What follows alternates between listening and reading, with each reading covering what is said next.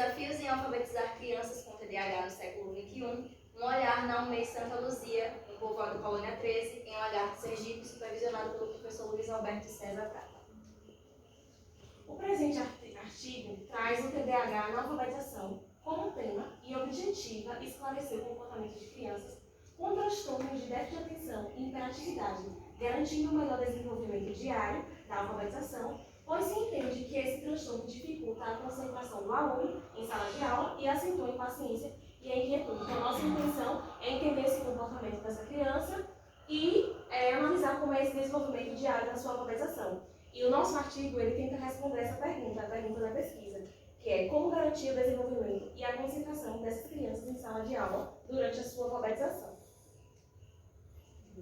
O objetivo geral da pesquisa é esclarecer o comportamento de crianças com transtorno de déficit de atenção e hiperatividade, garantindo um melhor desenvolvimento diário da alfabetização.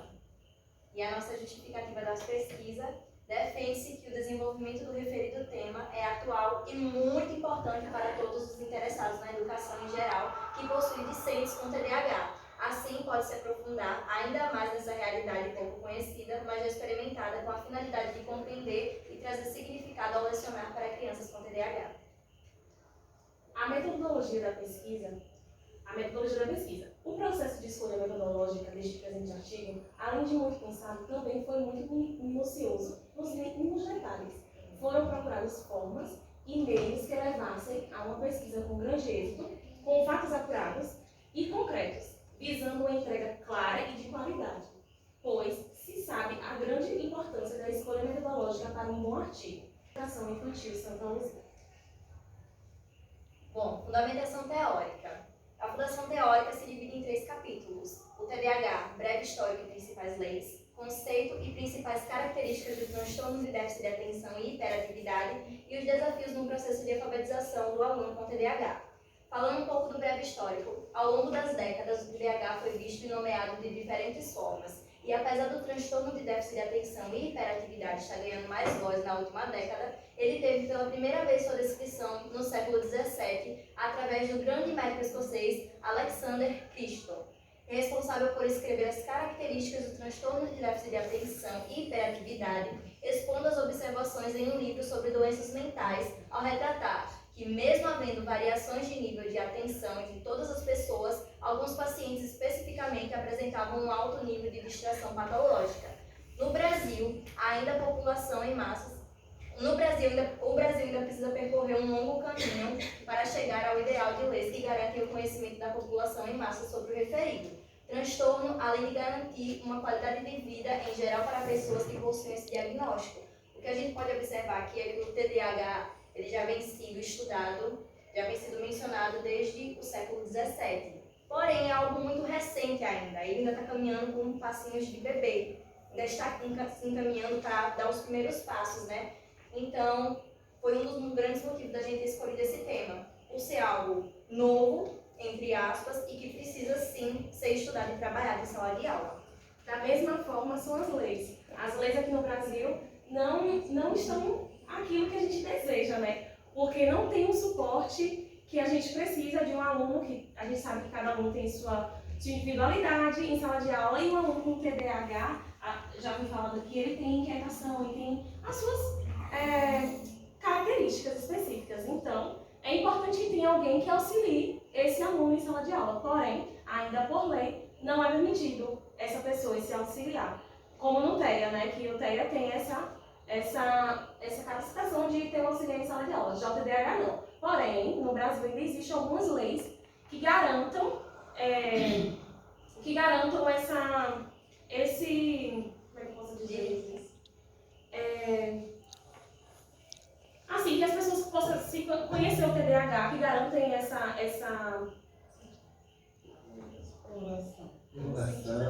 divulgação, a divulgação sobre o TDAH. E em alguns estados, como o Rio de Janeiro, como o Espírito Santo, o Amapá e agora a UESE aprovou um projeto de lei aqui no Sergipe que garanta essa propagação do que é o TDAH no estado. Porém, ainda está muito aquém, porque só esses estados que têm esses tipos de lei. O resto dos estados do nosso Brasil, que é enorme, não tem nenhuma lei que garanta essa divulgação e esse apoio para o TDAH. o conceito e principais características do transtorno de déficit de atenção e hiperatividade. Que acabam prejudicando o meio social, a escola e o trabalho. Os desafios no processo de alfabetização do aluno com TDAH. Alguns desafios podem surgir durante o processo de aprendizagem e desenvolvimento na alfabetização, como a falta de motivação com atividades monótonas e repetitivas, as dificuldades de concentração e compreensão na leitura e os problemas relacionados à memória, além da óbice nas dimensões comportamentais, cognitivas, sociais e emocionais. Foi o que a gente acabou de falar, né? Que eles têm muita dificuldade para, por exemplo, estar sentado numa sala de aula e a professora explicando, e eles também têm dificuldade em socializar e de controlar suas emoções. Mesmo assim, a gente, discutindo, a gente ainda acredita que o maior desafio é essa falta de auxílio, baseado por lei, que você tem o direito de ter um auxílio em sala de aula. Eu acho que o maior desafio é esse, porque para você alfabetizar, como eu já havia dito, é muito complicado você alfabetizar uma turma toda e aquela criança que tem essa especificidade não ter esse auxílio específico para ela. Então, eu acho que o maior desafio no processo de alfabetização seja essa falta de auxílio, né? Análise e discussão dos resultados. Esse caso é que algo chamou muito nossa atenção durante o período de entrevista, é que a professora e a auxiliar falaram da alegria que foi quando o aluno ele conseguiu falar. Ele chegou lá na instituição e não falava nada, e hoje em dia ele consegue falar tchau, oi, enfim. Não. Incrível. E esse caso especial foi escolhido por chamar atenção em sua complexidade, além de ter sido interessante acompanhar um pouco do desenvolver das aulas da professora e a forma como a criança interage com o meio, com a turma e com seu desenvolvimento educacional. Nossas considerações finais. Ao longo das experiências de dentro de sala de aula, encara-se uma realidade espetacular no processo de alfabetização, que por vezes também acaba sendo desafiadora pelo fato da individualidade, da dificuldade e dos desafios particulares de cada criança que merecem a atenção e cuidado dos profissionais da educação. Algumas crianças apresentam características peculiares, como agitação, dispersão no direcionamento de atividades, podendo assim prejudicar o desenvolvimento educacional do aluno.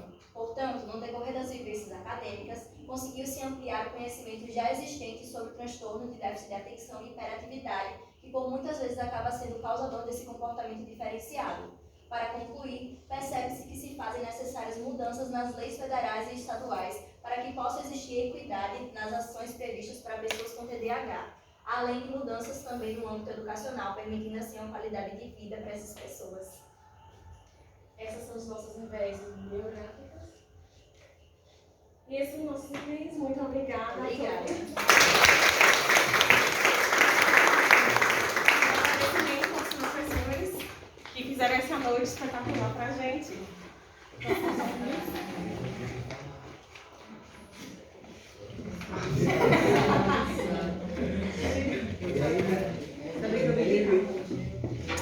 Muito cheiroso.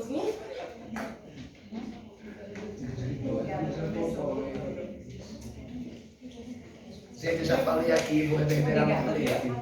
A partir dessas trimestre que vem vai ter pré-banca, banca e pós-banca. Sentei aqui. Pessoal, nosso segundo bloco, a gente finaliza agora com Anabel de Suzano.